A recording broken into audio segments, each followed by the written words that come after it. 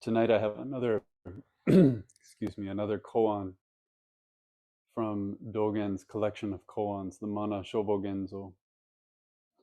This is case 24, and the title is Dasui's Great Kalpa Fire. It's very short. Zen master Fazhen of Mount Dasui was once asked by a monastic, "It is said that the great Kalpa fire will flash and annihilate the billion worlds. Can you tell me if this very place will also be destroyed?" Dasui said, "It will." The monastic said, "If so, will I be a part of it?" Dasui said, "Yes, you will." That's the whole thing. It starts with this great Kalpa fire. A Kalpa is an eon, it's an age. And the idea that is that an age comes to an end totally. There is a flash like a big bang. And in that flash, everything is destroyed. Not this world, but the billion worlds. This isn't about space as much as it is about time. It's not just that our galaxy or our universe gets destroyed. It's that time in this instant comes to an end. There's nothing. There's no trace. And the monk asking this, he understands this intellectually. Of course he does, because it isn't that hard. But he goes to Dasui and he asks, when this happens, when the billion worlds are annihilated, will this very place also be annihilated? And Dasui says, yes. And then he asks this question. And even in the commentary about this koan, the monk is not treated that well. He's treated as someone who's desperately grasping at delusion, because he asks this question that's almost childlike. He's just been told that absolutely everything is going to end, that everything is going to die, that in one moment everything will be gone. And he looks to his teacher and he says, even me?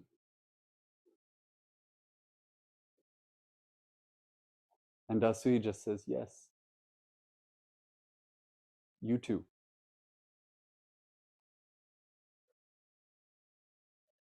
It is a childish question. It is a desperate question. But it's also the question. Because in the first part, we're talking about something out there. We're telling a story. One day, something will happen. Amazing. Let's try to imagine it in the same way that we try to imagine infinity. Can we do it?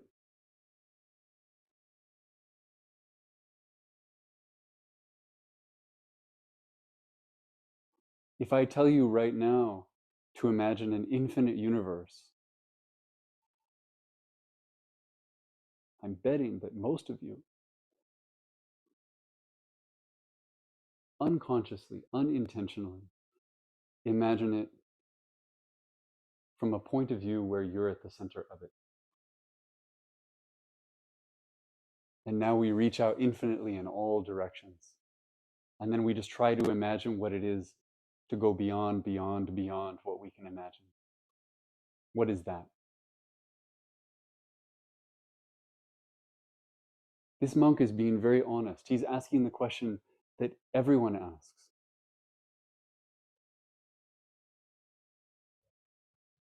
If we play the reverse question, if we say there's none of it there, there is no infinity because there's nothing.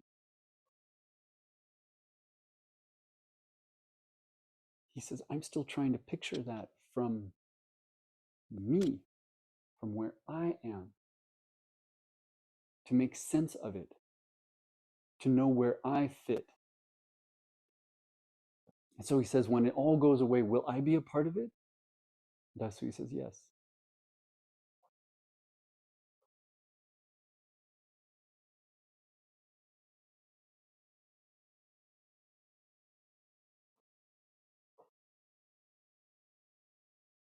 There's something so earnest about that, something so honest about that. Not all of us would voice the question. We might just nod. But it's the part we're wrestling with.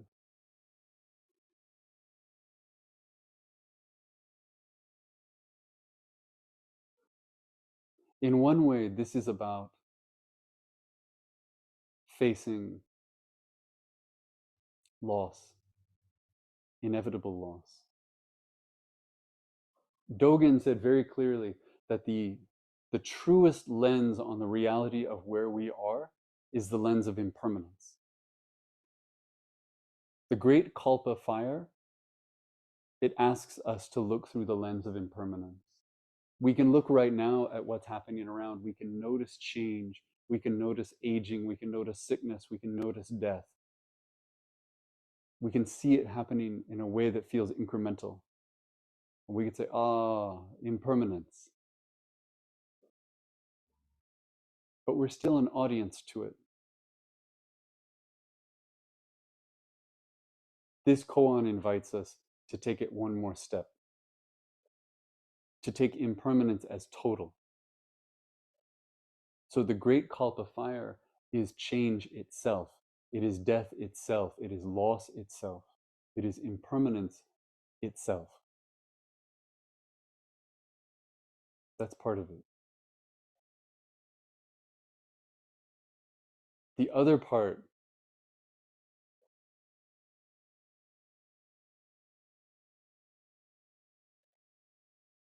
is about what I sometimes call Buddhism for worst case scenarios.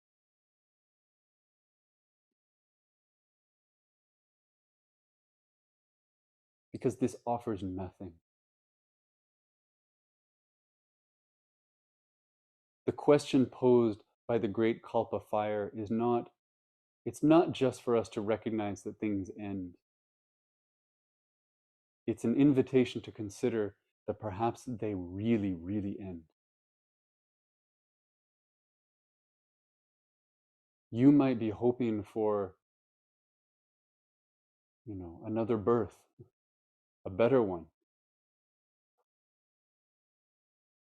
But if the great Kalpa fire comes and in a flash annihilates the billion worlds, there is no place to be reborn into. Not another world, not another life, not a heaven, not a hell. There's nothing.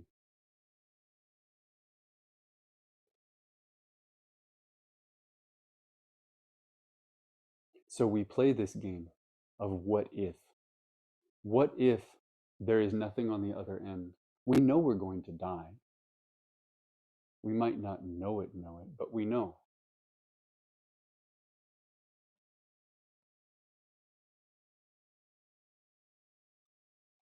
But this says there's no long game.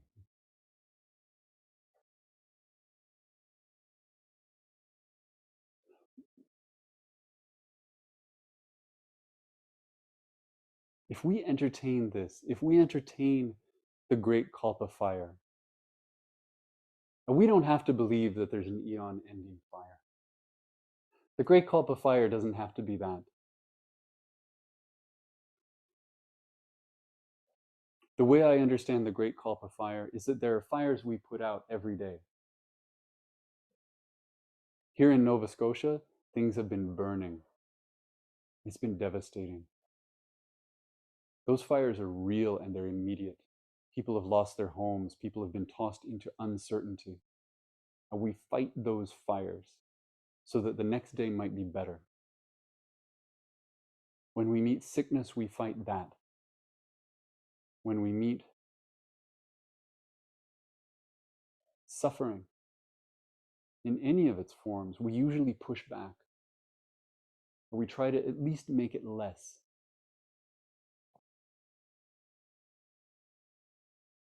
Those are the fires we try to put out. The great Kalpa fire is the fire we can't.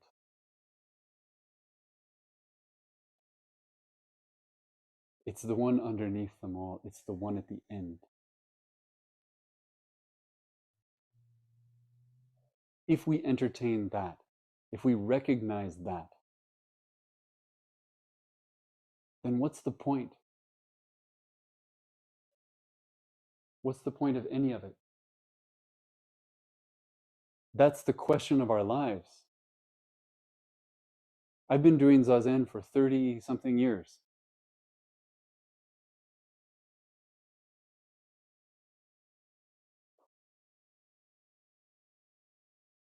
And in the language that we use for almost everything, we find ourselves talking about time as an investment. I have invested 30 years in this, but investment implies that there's a return.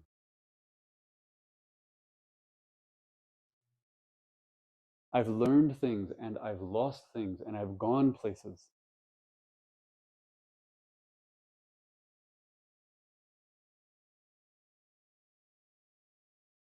When we understand those efforts as investments, we need to get something back.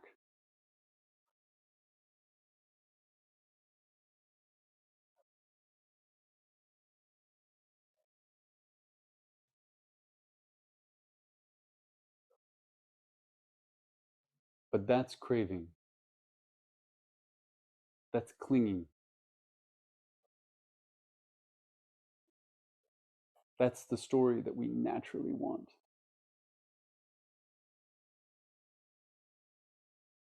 Dasui is a kind and gentle and uncompromising teacher here. He doesn't scold the monk. He doesn't say you're stupid. He just answers the question.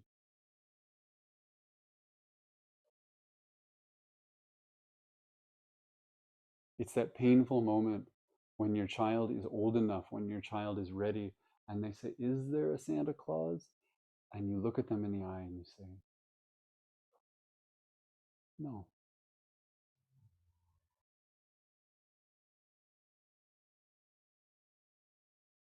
And it's a big deal.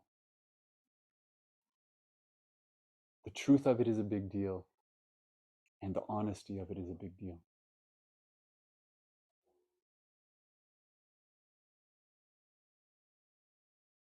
How do we act today? What do we do today if we take away all the rewards of this life? What are we standing on then?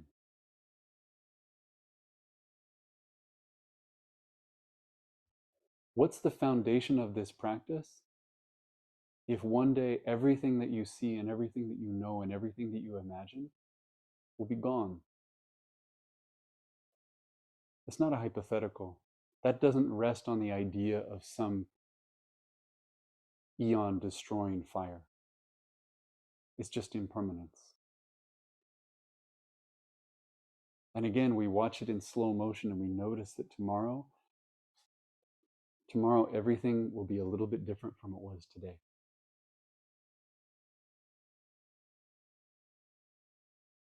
And we don't usually experience it as loss because it's close enough that if we pay attention to it, if we pay attention to what it means,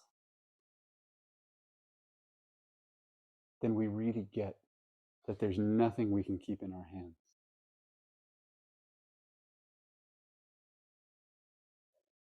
I love the language of this, by the way.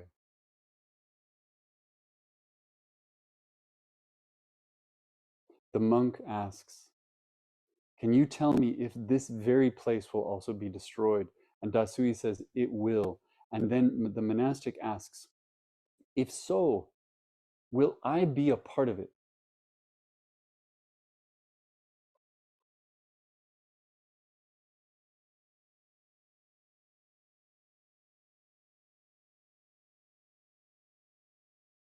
We can take this question up about any object of change, any object of loss, any object of destruction. Will I be a part of it? And the answer always will be yes.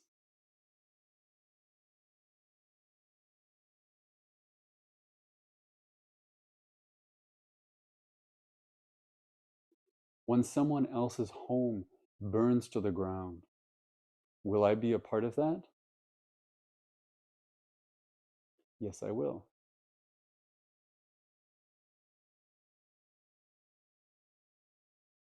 Accepting that, recognizing that, understanding that is the way to take ourselves out of the center, where we imagine the universe around ourselves like a big ball.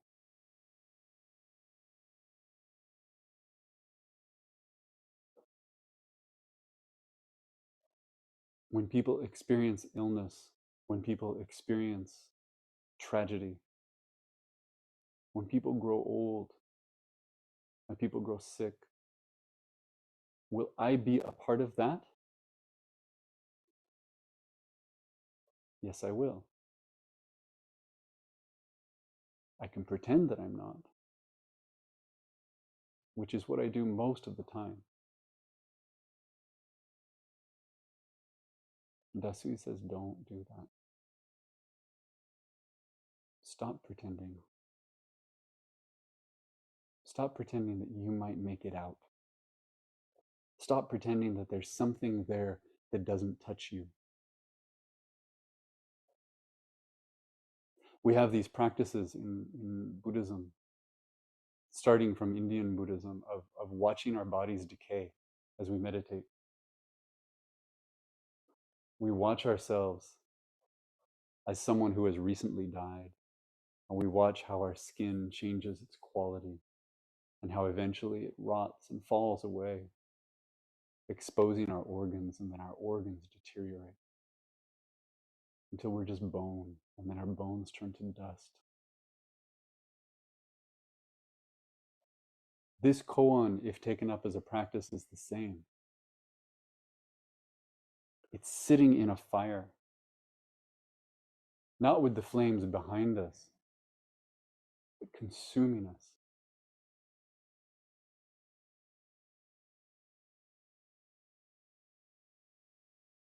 And consuming everything.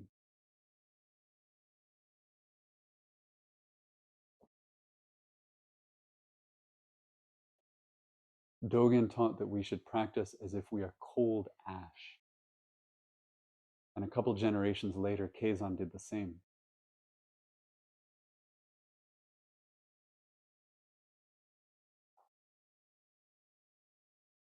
That too is the question of what's the point? How do you practice when there's nothing left to strive for? How do you practice when there's nothing left to cling to hope for? When everything has been burned away?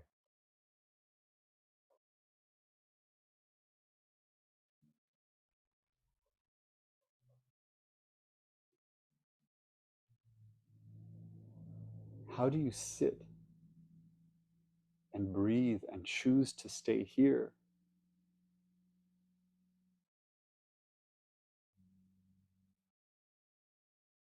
Understanding that here can't stay.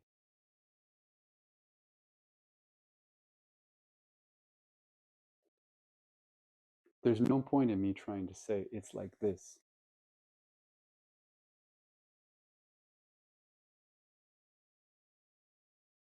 It's letting ourselves feel that heat and feel that cold and discover for ourselves what happens next. I'll stop there.